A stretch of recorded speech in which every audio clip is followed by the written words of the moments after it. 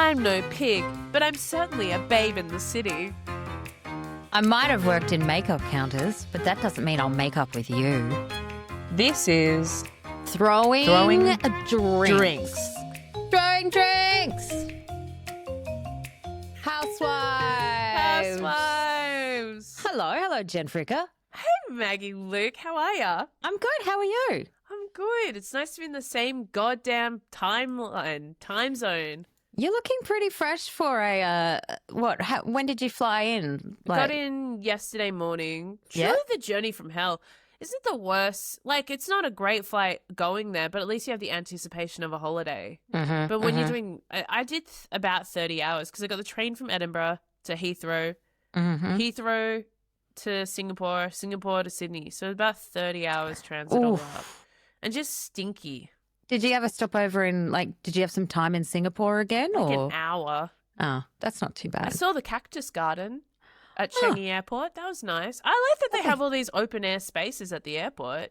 Yeah. Even if you are just looking at planes and hearing planes, I'd rather that than just being inside. When we were at Hawaii in the Waikiki airport, it's all outside pretty much. It's the only weird. reason I know that is because of the episode of Vanderpump Rules where they go to Hawaii for Sheena Shea's wedding. And then someone's having a meltdown at the airport and it's all outdoors. Yeah. Oh, well, I have to go back and watch that. Yeah. If you spent 30 hours on a plane, what did you consume? What content? What did I consume? Another What simple did you favour. consume? What did you consume? I consumed Another Simple Favour, the Anna Kendrick and Blake Lively film. Okay, yes. Gowns, wonderful gowns. I've consumed that one as well. Yep. Yeah. And that is the only way you can describe watching it. It certainly was consumed. Consumption? It was consumption. I have a case of consumption. Yeah. I watched Thunderbolts. I fell asleep. Thunderbolts was which one? Then it's like the Marvel film that's like it's the only time I feel like ever watching a Marvel film is when you're on a long plane trip because you're like, at least this will kill 2.5, 3 hours. Is that the Fantastic Four? No, it's like they're like they're like grungy fantastic. It's like Florence Pugh and not a fan of Pugh. Not a fan. Really? No. She's a small lady like yourself, though. This surprises me. No solidarity. I have been told I've got a bit of a Pugh essence. I think maybe that's it. A Pugh essence. I'm trying to think what that means. Oh, maybe.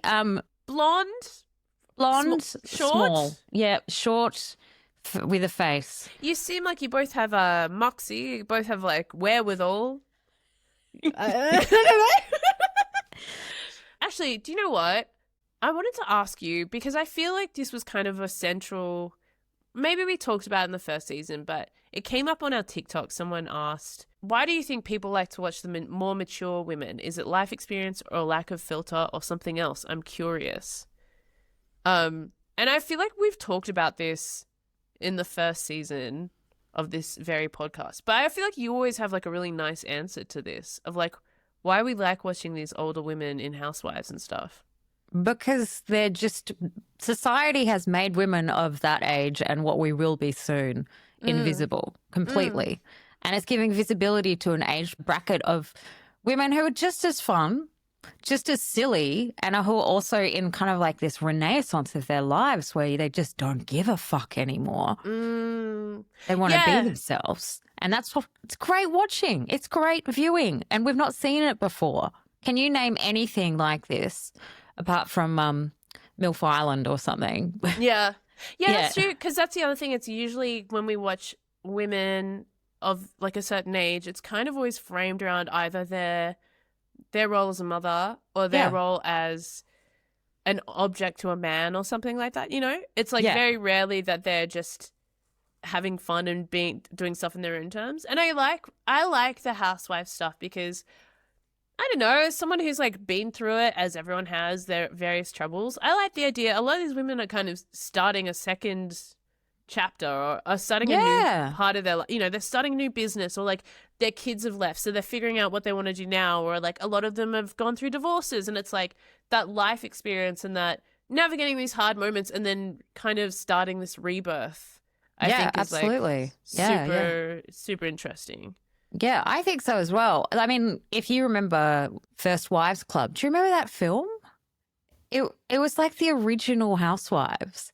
It was so great, and it was talking about this kind of how life isn't over once the kids have grown up, once or if your marriage is broken down. You don't just disappear from society. You don't have to disappear, and it's celebrating that second half of life for women, which is, 40s. That's still really young. That's not. And people are disregarding women at that age. They become invisible. They're losing their sexuality. They're losing all of these things because of what society's put on them, where, there's so much more to give. You got 50 more years of great entertainment. Why are we cutting it off there? Yeah. I love it. And then also I think too, like the wealth of it all as well. It's like, I know how young people are going to spend a lot of money poorly. Yeah. Like garishly. But I want to see how a woman who has constructed a whole life, a whole persona spends it. You know what I mean? Yeah, yeah, I want to watch the girls sitting in Jimmy Choo comparing identical bags. And we'll get into that in a sec. Yeah. But I don't know. I think there's just something, I think the wealth of it all, I think, the identity of it all mostly. Also, I want to see women fuck up as well. Yeah, be themselves, totally. It's aspirational on two levels. It's aspirational on like the financial level. We've all got to admit we wouldn't mind a bit of that. But it's like, I don't want to see my own life on screen. No, absolutely. I've had enough of that. I live in it. It's so opposite to my world that it's interesting. To the fact that, say, I will go back and, I don't know, a bit of Love Island or MAFS is on. Both great reality shows in their own right. But I find really boring watching young hot things just like I just, now I know how interesting things can be, how interesting women can be on reality shows, going back to these other ones where people are just going on it for Instagram likes and all of that stuff. It's just, it's so boring. Like, just like, they've tapped, Bravo's so smart. They've just tapped into this huge wealth on both levels of talent, which I think is brilliant. And it makes me look forward to being older. Yeah. And not giving a fuck. I think it's also, where Jen and I don't mean to rattle you too much, but I think we are heading into perimenopausal stage. Yeah. And that's never talked about. No. I never hear people talk about any of that or menopausal women. But a big part of it, people say, is the freedom afterwards. Your purpose isn't to create children, to become a mother, you don't have that pressure on you. And so you've got this whole new other end of life, which is, like I said, 40 and 50, that's young still. Yeah. You've still got 50 years after that. And especially for women live so long. Yeah. That's really like not like, men die like 20 years younger before women do. Good. So it's like, good. Put them in a barrel. That. Roll them out to sea. Put them in the barrels. But it's like, it's been so, like, did you watch any of And Just Like That? Wait, no. How many men have you put in barrels and rolled out to sea lately? Not enough. I feel like there was probably a bit of that going around Edinburgh, to be honest. Popping them in the barrel and just pushing them down a staircase or something like that. That'd be fun. That would be fun. That would be fun. Did I watch And Just Like That? No, Yes. I watched the first 2 seasons. I could not put myself through the third season. Yeah, that's the thing. It's like I feel like it's in the same sandbox as Housewives. But it was aspirational women of their 50s, but Housewives is real, and Just Like That could just never quite figure out how to make the glamour and the romance seem real, like it just felt so airless. Whereas I'm like, I like watching women get absolutely fuck-eyed and get upset about stuff they don't actually know how to express. And then, as the podcast says, throw drinks. Totally. And I think also with And Just Like That, there was like this kind of like real guilt. The characters, they felt guilty about being wealthy. Yeah. Which is the opposite of Housewives, where it's encouraged for you to flaunt your financial status, not how much you've got in general, but the things you are. But weirdly, And Just Like That, they were doing that. So they were wearing all the clothes, but then they were trying to be really humble about It's diving like into Miranda these things. being like, I'm a human rights lawyer now. And it's like, yeah. okay, all right. It's Who fine let- if you weren't, yeah. though. Like, you were just a Oh. It's okay if you weren't, too, you know? Yeah. I'm not, like, pro-wealthy people, but I just am like, if you're going to do it, do it. Like, Just be don't, wealthy. Like, don't wring your hands around it. Like, it's... No. Someone let Miranda in the writer's room, Yeah. I reckon. Yeah, a bit of that. Bit of that. Cynthia got into the writer's room. And was like, hey, I think my character feels really bad about living in Brooklyn now. Gentrifying Brooklyn, so they need to be gay. She sticks her head in and goes, hey guys, you guys got a second for a quick chat before we go into the meeting? I just got a few ideas. She worked at the UN and they never once mentioned like what's going on in Gaza already. The UN. Like, oh yeah, they're really worried about some big stuff. I didn't watch it. I couldn't. I was sad because I like Carrie's new house was really nice. Yeah. I think I got to the stage where Carrie was having phone sex with Aiden. And I was like, I can't. God, yeah, you got to opt out. It became self-harm watching that show. Yeah. After It's a such a certain point. shame. It wasn't funny. It was supposed to be funny. That was why it was so good, because it was funny back in the day. And they took out squeezed out every drop of humour. And, sorry, I know we're talking about the wrong TV show, but the bit where they got the death of her father wrong, where they'd already scripted that. Yeah. So a plot line was this woman was upset because her father had died, but 2 seasons prior or 1 season prior, she'd already mentioned her father had passed away. So he died twice in the. I think that was the death of the whole thing when that got out. Totally, you can't walk that back. No, that's AI writing at its finest. Yeah, I will say I'm excited for the comeback to take its place. Have you ever watched that? Yes. Ages ago, I should go back and watch it again. The Lisa Kudrow. Yeah, they're making a new season of it. Oh, great. That's awesome. Yeah. And I'm like, again, that's a woman of a certain age, being silly, being flawed, being fucked up. I'm like, yes, this is what we want to see. If you haven't watched it, it's Lisa Kudrow, who people might know from Friends, and she plays like a former kind of like really hot it girl TV sitcom woman who gets a part in a new TV sitcom as her big comeback. And it's kind of a mockumentary about her joining this TV show and kind of finding out that she's not actually the lead character. She plays the daggy old aunt. And it's her kind of reckoning with that and reckoning with no longer being like the hot young girl in the cast, and her family's kind of falling apart and things like that. But it's really good. And it's so good. funny and it's brutal. Like it's... Yeah. It's kind of like it's a mockumentary on the aging in Hollywood, really, isn't it? Like you said. Yeah. It's about being aged out of roles in Hollywood through a comedy. But it was created by Lisa Kudrow and Michael Patrick King, who was one of the creators of Sex and the City. No, really? Yeah. I thought you knew that. That's why I brought it up. Yeah. Okay, so did he write? But was he writing and just like that? No. Surely so I not. think he dropped. No, he did. He wrote Friend just like that and directed some of it. And he directed. Oh, what the? I wrote, I think, one of the films. No, he directed the 2 films. So it is kind of crazy. How does he keep getting work? Well, the comeback's very good. The comeback is good, but I reckon that's what happened. I reckon all the cast said, I'll do it, but I get creative say in my character direction. That's exactly what would have happened. And he would have been like dealing with everyone's opinions and everyone's just knocking on his door for a quick chat constantly. And that's what happened. They see that in the comeback. Yeah, there's scenes do they? where, well, Lisa Kudrow, I'm rewatching season 1 at the moment, and Lisa Kudrow is going to the writer's room and being like, what if I had a romance? Like, what if I had like a date? What if you saw me not like wearing these dowdy old clothes, but I was kind of like sexy? Can I just say, as a TV writer, that does happen. That's a thing that does happen all the time. Talent does tap on the door for a quick chat. Yeah. Or just introduce themselves, you know? I just thought I'd introduce myself to the writers, you know? Let them know who you are and, you know, and you're like, all cool. of that. All right.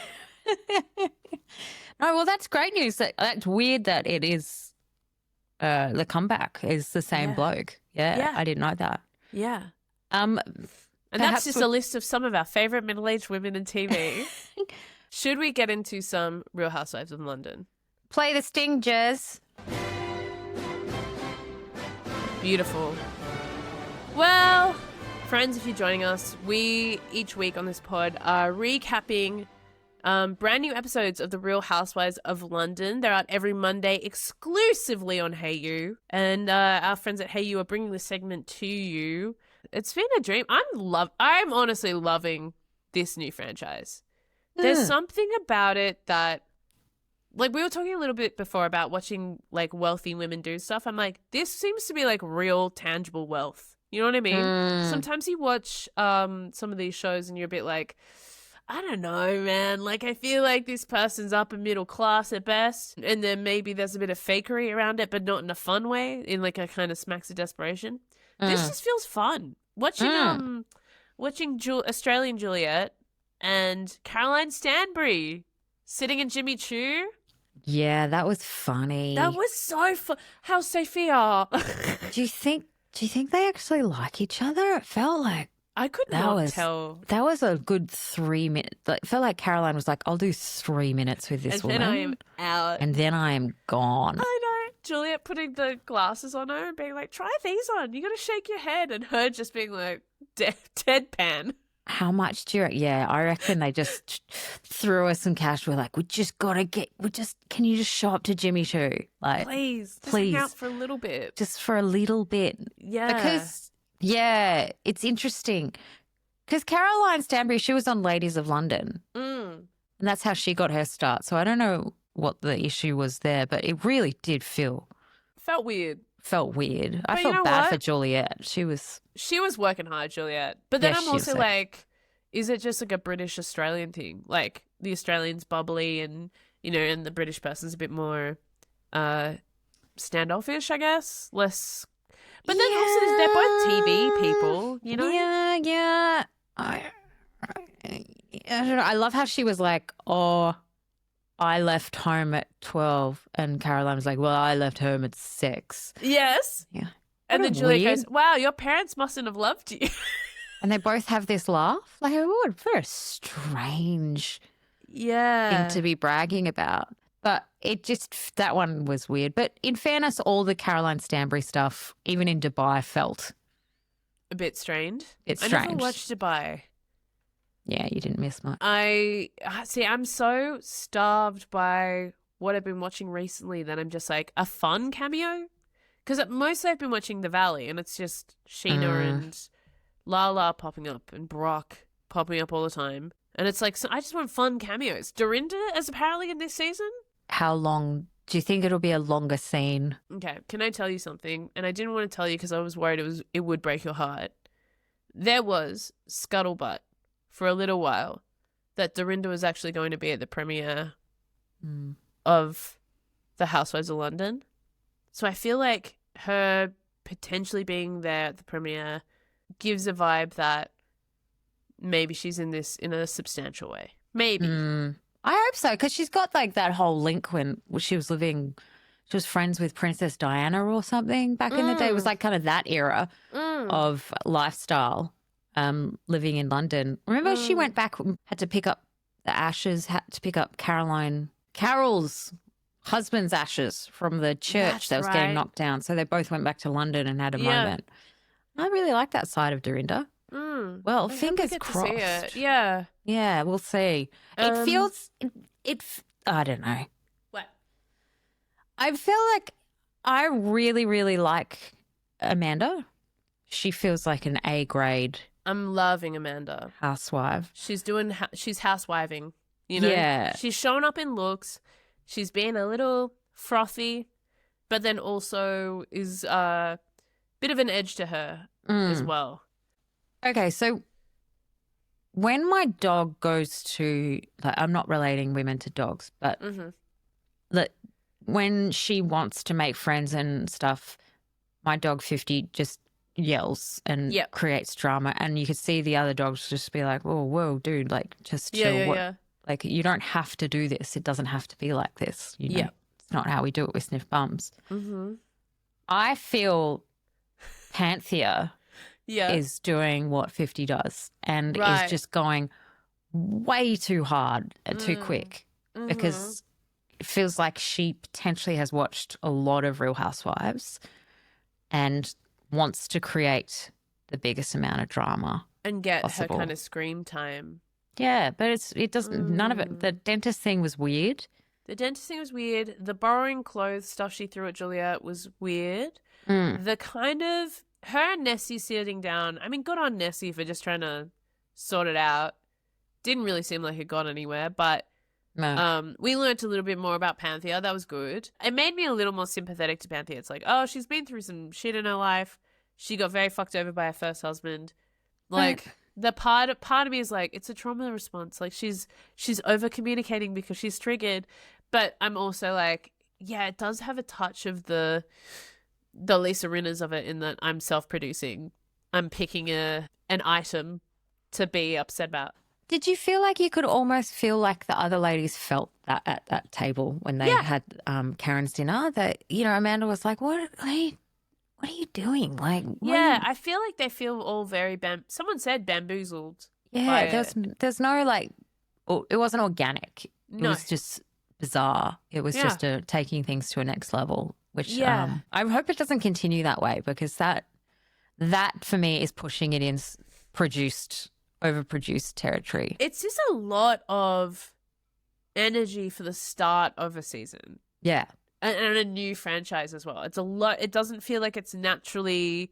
It's not like you know, these like little tensions start rubbing. Those are kind of my favorite seasons. It's like these little tensions, these little fishes start showing up, or the women are coming at it with these kind of different. Like, do you remember the first season of Salt Lake where Whitney and Heather, they're cousins, but it's a bit strained, and like Heather's got a strained relationship with Baby Gorgeous. What's her name?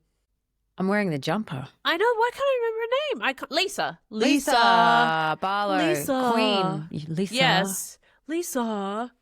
Heather. But her and Heather having like weird tension because they went to uni together. But it's not immediate. It's just like a bit awkward, and then it kind of goes there in the first season. If you haven't seen it, I won't spoil it too much. But they come in with a tension that eventually grows into tenseness and trouble and whatever, and you know, that's more interesting to me than being like, you're friends with my dentist and my dentist is bad. If she wanted to really do Housewives this is what I reckon she should have done. She should have told someone who's not that loyal to her her true feelings on Juliet, and then been fake to Juliet's face. Yes. Making sure that those true feelings eventually got leaked to Juliet. Yes. Which would bubble the tension from Juliet's side, which meant it wouldn't be such an ambush, right? Yeah. It wouldn't just be this one-sided, oh, what on earth, you know, where the fuck did that come from? And it always seems like word salad too. It's always like, you know, we don't have to pretend, we don't have to be friends. I hate saying the person has to agree to disagree, but in our case, maybe we do need to agree to disagree and da-da-da. And it's just like, yo, like, just slow down. Chill. Yeah. And baby. The other thing I might say is I really like it when they bring in family members, like extras like that. So I really liked her mum coming in. The mum just negging the children. Yeah. That was so great. Good. Yeah. But did you find like the camera was like really shaky for that entire thing? Oh, I didn't. If you've got a chance, it looked like someone... The shooting from really far away but zoomed? Maybe, or like it was, they were trying to either hyper style it or they'd gotten one of the kids to film. That'd be fun. That bit, because you never saw all the kids in the same room. Yeah. That it looked like they said, oh, we couldn't get Gary here to do it with you. So do you mind? Gary's in traffic. Gary's in traffic and we've just got to get this done. Do you mind just picking up a camera and just catching... All you need to do is point and because it's crazy if you think about that, watch back that scene with her mum arriving in the kitchen. Yeah. And there's one where it's just like the camera's going left to right, like an in and out on just a bunch of roses in the middle of the bench. that's blocking all of their faces. And this is just an annoying TV producer kind of thing, but that's it why was weird. people listen, because we notice. It was weird. It was strange. It was it felt like either someone's first day or let's try something new, or do you know can you have a go? My production thing that jumped out at me this week was when they were in that private dining room for Karen's dinner, and there's a security camera like right in the middle of shot, hanging from the roof. It's black and it's circular, and it's like all of the presentation of that room is so beautiful. It's so lavish. You really do get a sense that it is like quite a fancy place. And then just to have this kind of like black security camera in the middle of it just took me out so much. Who's doing the production design? Because that might be the same thing with the big giant bunch of roses in front of everyone's you face. could crop it even. You could crop that out. Like it just seemed weird that it was, I mean, like I guess there's a lot of ladies who's going to be quite a wide shot, but I was just so surprised that like. Yeah, that's weird. It's just right in the middle of the shot. Anyway, that's my only production note. It's exactly what I was. It's a similar thing. It feels like it's along the similar track. Someone needs to kind of have a bit of a better eye production wise, because it takes the gloss off the beautiful houses and the beautiful restaurants when you've got like say a flashing exit sign in the back, or everyone's face is blocked by a rose. Maybe that's the restaurant. Like maybe they just couldn't get around it. Actually, I would love to know what you thought of all the dinner looks. Juliet was wearing that leopard print kind of. I actually want to try that dress. I liked that. That looks like a D&G. That looks like a expensive little dress. Had like a little bodicey typey thing. Yeah, I'd wear that. The balconette, it looked nice. And then I did kind of enjoy Panthea throwing shade at her, but she was wearing like, I feel like Panthea was dressed like Kris Jenner in the 2010s. Yeah, it was very dated. It was very Balmain 2012. Yes, shoulder pads. It was kind of doing like 80s power lunch revival. Yeah, Alex Perry mixed with Shivago. Remember that brand? Yes. Yeah, that was just like massive shoulder pads, like angled shoulder pads. They weren't very like good 80s ones. Club photography in like the 2000s. Yeah, 100%. You know, like I'm giving it to this club photographer. It's going to be in the street press. Yeah, Saturday. and so totally the comment of my clothes are better than yours or something. I own my clothes. I was like, dude, are they? Because I love that little thing that Juliet's wearing. It's full of personality and fun. Like even if she doesn't own it. This is what I'm loving about Juliet's looks. It's like they're not for me. And they're insane. But I love, like, swing big. You're on TV. Be entertaining. Yeah. Her whole thing where she's wearing, like, we mentioned it a few episodes ago, but her confessional look where she kind of looks like some kind of bishop. Like, she's wearing, like, a red jacket and the Chanel. Yes, the giant sleeves. She's wearing a Chanel cross or something. Yeah. She looks insane. But I'm like, good. Yeah. That's what you want. You don't want someone sitting there with a baby gorgeous jumper on, you know, the whole time. We want housewives. We want these women going nuts and being creative over the whole thing. That's why we're watching it. We want it. Yeah, no, I agree. Loved Amanda's feather, I think it was like an ostrich feather jacket. Yeah, and she had the fluffy. The Bulgari necklace that was £50,000. Jesus. Yeah. I love watching it. I love to see it, frankly. That's what we want to see. So you can accuse someone of borrowing, but you can. They're also making an effort, and that's fine. Not in Uniqlo. It's like, you know, we've both worked a lot in Australian TV. Most of what you see on Australian TV is people borrowing stuff. Like all of what you see. All of what you see. It's either very limited wardrobe budget. It's stylists literally buying stuff from department stores and then returning it after the shoot wraps. Or it's like borrowed, and it's not glamorous. I want glamour. Yeah, absolutely. And it's not what you think it is. So if you can't afford it, borrow it so we can see it. That's fine. Yeah. And if Juliet's listening, both Jen and I want to wear your little, what I would assume is a little D&G number that you were wearing. It felt almost like, do you remember Wheels and Doll Baby? It was a Sydney brand. It kind of felt a little like that too. I used to love Wheels and Doll Baby. It's coming back. It's back. Is it? Yeah, it's totally coming back. Yeah, with the leopard print corsets and that kind of Dita Von the Teese Diamante type of vibes. The boutique used to be around the corner from the cafe I worked in on Crown Street. It was like my first job, And all the Wheels and Doll baby girls would come in for their coffee in the morning. They were just so glamorous and cool and hot. And they all had like little cute tattoos, and they're all modeled from Jean Provocateur as well. It was cool. God, And with like cool. those, they have always had those tattoos of bows on the backs of their legs pretending to be stockings. Remember that look was in? Yes. Very like rockabilly. Yeah, I was working for MAC Cosmetics at that time. And so there was a lot of those girls working with me with that same look of the kind of rockabilly with the swallows on their chest tattoos and the it's still great. I think it's still a great look. Yeah, if you can do it. Did you do makeup at MAC? Yeah. What was like the most requested makeup look when you were there?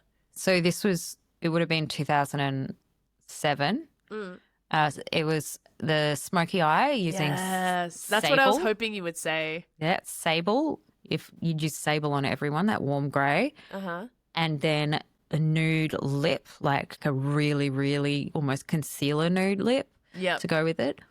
Or you do twinkly eyes and like paddle pop purple lips. Yes, I remember I was doing that. it, which were really big in for some reason. They look like zinc, very high fashion. So that was the look when I was doing it. Should we wrap up this London segment? Is there anything else you want to say? No, other than I'm loving Karen, and I realised I do know Karen. Karen. She was from Cheshire. True. Yeah. Wow. She's already been on Cheshire. I knew I liked her. That's why she's giving housewife. Yeah, she's just so comfortable in it. She's just lent right into that role, and you can tell compared to the other ones. She was the one going, what the hell when it came to the yelling. But yeah, I really like Karen. Karen's good. She's holding the center of the show, I think, really well. Nessie, I want to see more from. I feel like she's a bit boring. Wait, who was the blonde lady at dinner? Oh, the Pilates instructor. Oh, was it? I missed that. Yeah. It was a bit like, I guess she's coming too. I don't know. She looks rounding like up the numbers. Yeah, it looked like Deborah Lee Finesse down the back. Yeah. God, that would be great. I feel that's a natural fit for Real Housewives of Beverly Hills is Deborah Lee Finesse. Remember for a while it was going to be Cody Simpson's mum? She pops up in a couple of episodes of Beverly Hills. And Holly Valance was, she'd be great. Now they're getting divorced. Did you hear? No. Holly Candy. Since she's launched her alt-right career. Yeah, heavy. So that would be pretty amazing TV. Deborah Lee Finesse on Real Housewives of Beverly Hills might be the best casting of all time. Someone make it happen. Someone's going to make it happen, please. She is a perfect example of a woman in her prime. Yes. That has like so much more to give. Yes. It's just been labelled by a marriage. Whole second act of her life about to happen. We want to see the second act of Deborah Lee Finesse or just a reality show of her. I'd watch it. Yeah, I'd watch that. Beautiful. Well, this podcast is brought to you by Hayu. Stream new episodes of The Real Housewives of London every Monday exclusively on Hayu. Gorgeous. Baby gorgeous. Baby gorgeous. Oh, do you know, actually, I was about to say reading an article. I wasn't. I was watching a TikTok. And it was this man talking about how many people fall asleep to the Golden Girls. Oh, is that common? Yeah, really, really common.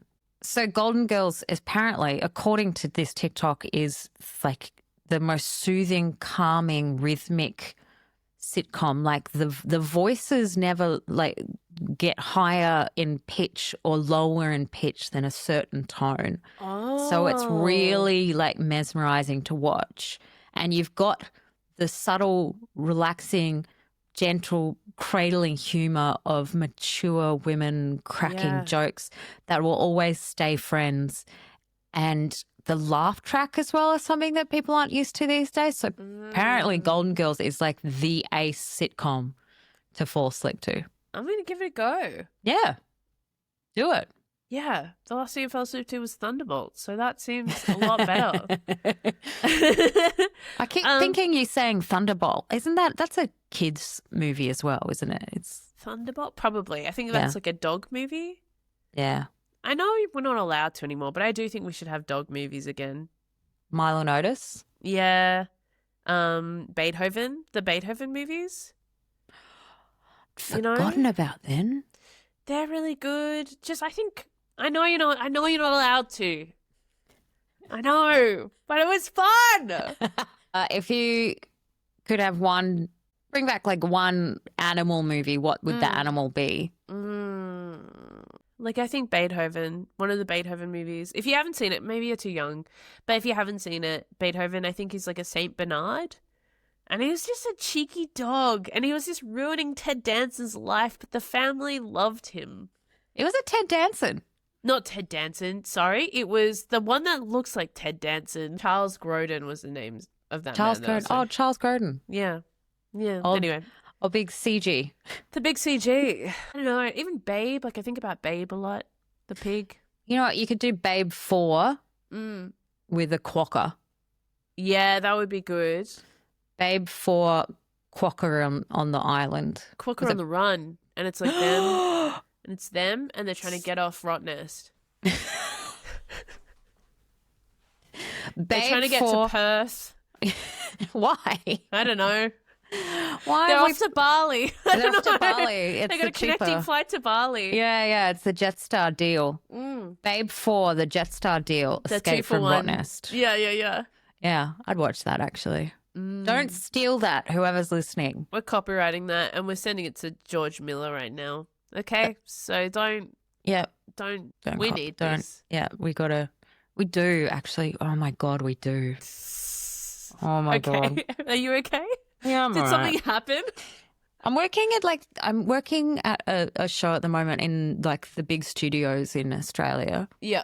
And no one is there. Nothing's being filmed. There's like tumbleweeds. Right, it's just you guys in the studios. Yeah. And usually these places have a few things shooting at once, right? Yeah. There's full of people and actors and fun things. It's also really windy and cold at the moment, which adds to it. But I think, what was it, Babe 4, Escape from Rottnest. Escape from Rottnest, Jetstar. 2 for 1 special. 2 for 1 special could be the thing that brings back the Australian restarts cinema. This damn film industry. Yeah. I'll do it on my phone. Give me 3 quokkas and a piglet and I've got an hour on Canva. That fucking film's getting made, dude. Do you remember when we put together the pitch for this? Yeah, I do. No. When we were doing it with someone else, and we thought they were going to get a fancy graphic designer. Yeah, I do Found out remember it was that. Canva the whole time. Yeah. Yes. But if you are from Canva and you're listening, you're good. It's good. You're good. It's good. Oh, we're fans. Yeah. We like Canva. Yeah. My friend used to work at Canva as like the chief officer of fun. Like that was her official title. And she used to just run trivia there every Tuesday or whatever. That was her job. She'd go to the office and just run trivia for them for all the different teams and stuff. And was it a good salary? Yeah. They paid her well and treated her well.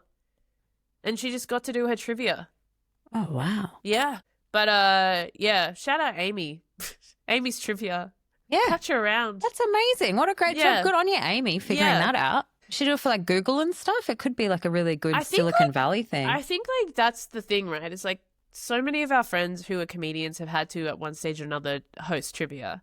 And it's no knock against it. It's like, it's a good job. You know, it's better than fucking working retail or whatever. But I feel like it hits a roof at a certain point. There's only so many pubs you can do in a week.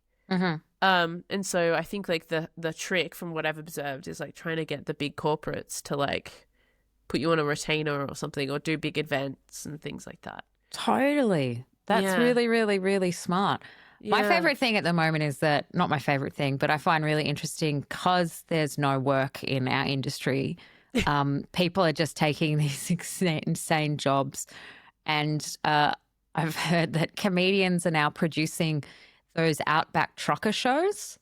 What's that? You know, Outback trucker shows, you know, like the shows with the truckers, you just follow truckers around or like opal hunters and shit like that. Oh, I thought I thought you meant like, you know, when you go to like the stadium and they have like the smash car derby. Oh, and, no. And I'm like, that would be sick to produce. That would be amazing. Monster truck shows. No, yeah. They're working as on like some of the funniest people in Australia are working in production Outback truckers. on the Outback Trucker style shows, and which means that they're going to be so good. Yeah. When they come back. So everyone should watch those shows because they're being produced by out of work comedians. Yeah. right Well, now. those are the only shows getting made. I mean, Question Everything just got cancelled or it's not getting renewed. Yeah. That sucks. Yeah. That sucks because they actually hired people. Yeah. But you know, we still have something. I'm sure there's some comedy on TV somewhere. I'm sure that'll we've got be the forever. Melbourne, what was it? The Melbourne International Comedy Festival Gala as the actor nominated Melbourne Comedy Festival Gala. Was it actor or Logie? Oh my god. Both. They put them in contention for both. And like again, no diss, but it's also like that's fucking comedy TV now is a gala. Yeah.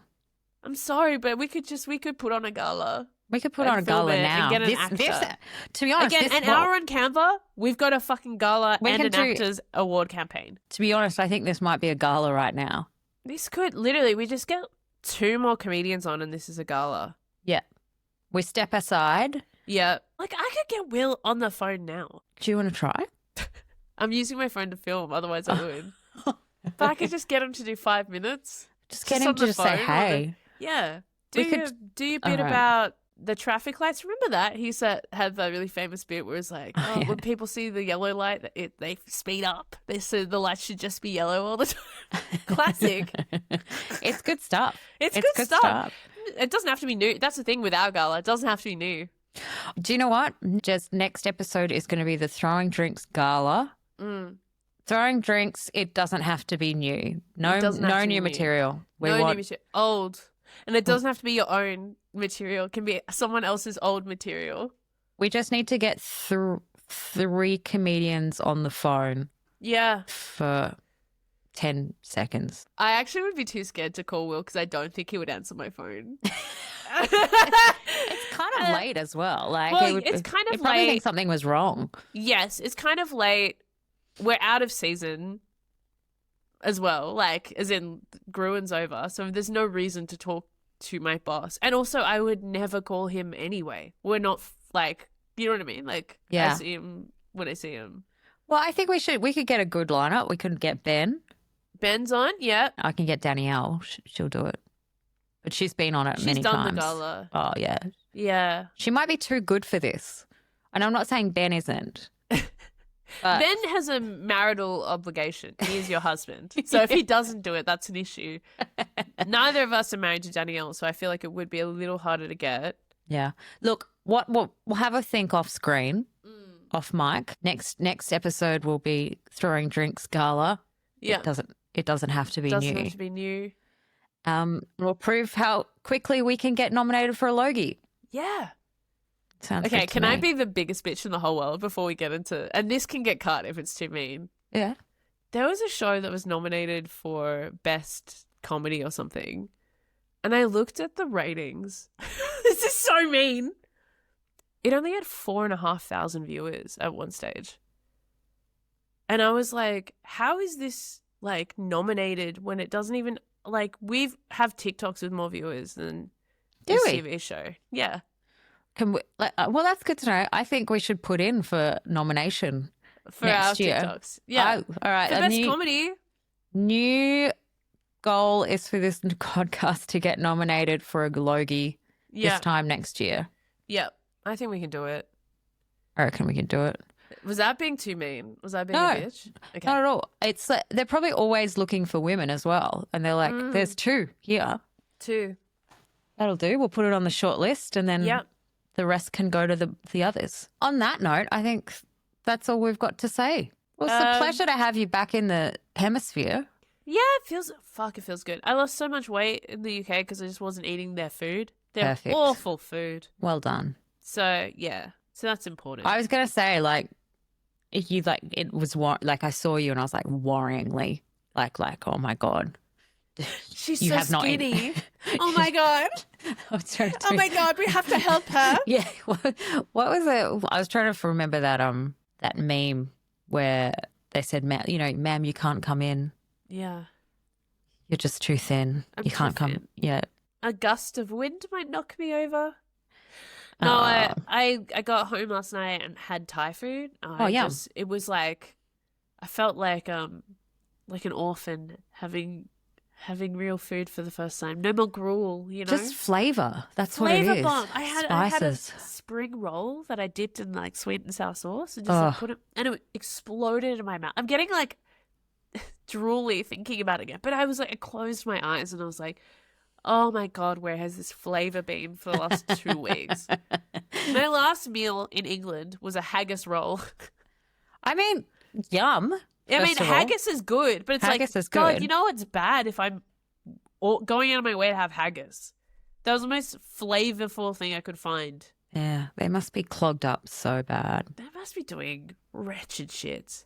And on that note, we'll talk to you next week. We'll talk at you next week. Talk at you next week. If you like the podcast, please tell a friend. Like and subscribe. Share. It really helps us when you leave us a 5-star review. Oh, yeah, I forgot about those. But otherwise, we'll see you next week. Bye. Bye.